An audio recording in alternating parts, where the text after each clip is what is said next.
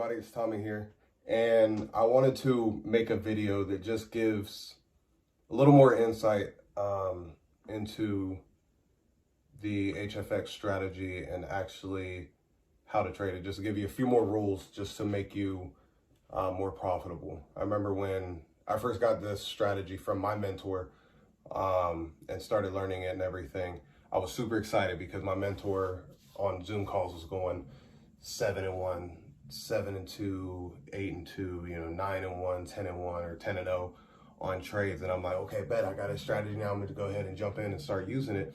And I kept losing.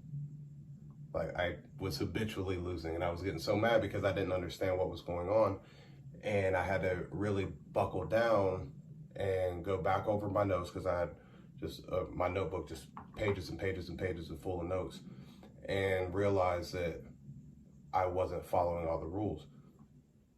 So you have to stick to the strategy, trust your markup, and practice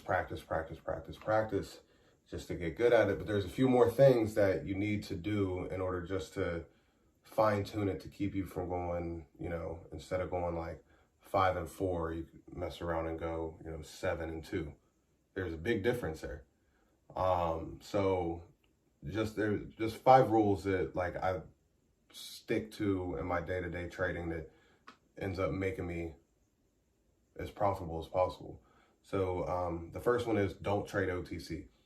Quotex is, I love it as a broker, but there's it always has a lot of OTC pairs, especially if you don't catch the New York Open time. Anytime throughout the day, in the afternoon or late in the evenings, you're going to see nothing but OTC charts. OTC is short for over the counter. Those are charts that are regulated just by the broker. Those aren't like the actual currency pair charts that you can pull up on TradingView. You can't pull OTC charts up on TradingView at all, because every broker, if you look at Pocket Options and see USD JPY OTC and then go to Quotex USD JPY OTC, they're going to be 2 completely different charts, because that's just something that the broker does to, that way you can trade around the clock. And with this strat, there is a way that you can trade OTC. Like, I'm not that fond of it. I am profitable when I trade OTC, but I've been doing this for a minute. And this strategy in particular does not work with OTC because you can't pull the charts up on TradingView.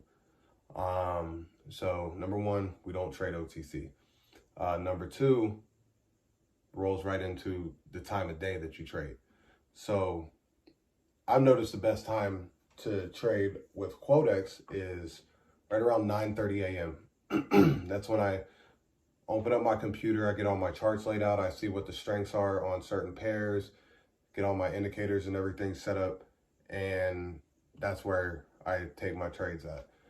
It's usually 9:30 to about like 10:15. That's when I trade. Anything outside of that, you're not going to see, or you're going to see more OTC charts. And that takes us into the third rule. We only trade 70% or above. Anything less than that, it's absolutely pointless. So say if a chart is at 40% and I take a trade on it, I put in $10, I'll only win $4 off of that. Whereas if I lose all 10. So that's not enough for me. Or if I do a $100 trade, I'm risking $100 just to get 40. That doesn't make sense to me.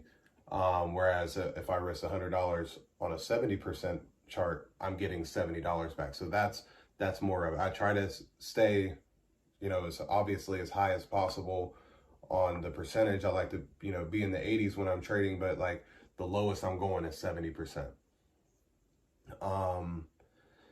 And the fourth rule, I only trade currency pairs. This strategy works well with currency pairs. If you look at commodities or indices, their percentages are never over 70%. So that takes us back to the third rule. They're never over 70, so I'm not going to waste my time or money trading that, because it would take me a lot more profitable trades to cancel out a negative trade.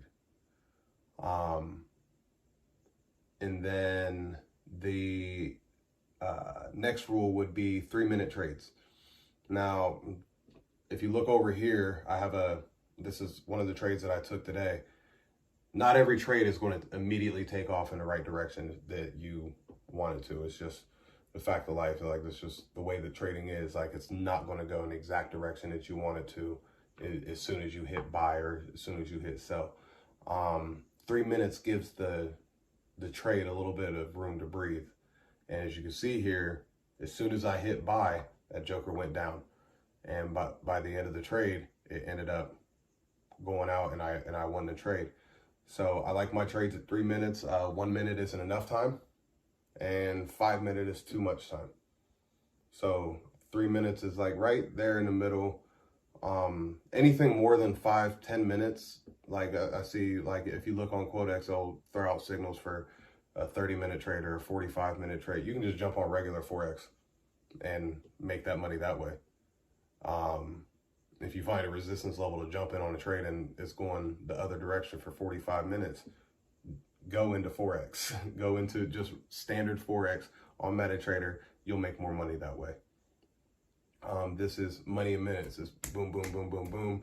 30 minutes in the market and out, 30, 45 minutes. You jump in the market, immediately get back out and have more money in your pocket.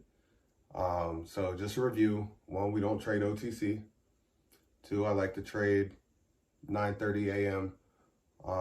And the caveat off of that, if you want to trade in the evening time, you're going to have to get another broker. Pocket Options has, if you want to trade in the agent session around like 9-10 o'clock at night, you won't be able to trade that on Quotex. So you'll have to fund another broker. Pocket Options is the one that I recommend, but they have charts that are above 70%.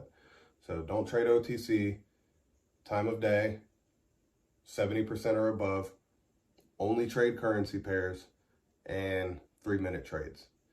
If you apply those 5 rules to your day-to-day trading, to this actual strategy, you're going to see your profits go up. But that's all we got for today.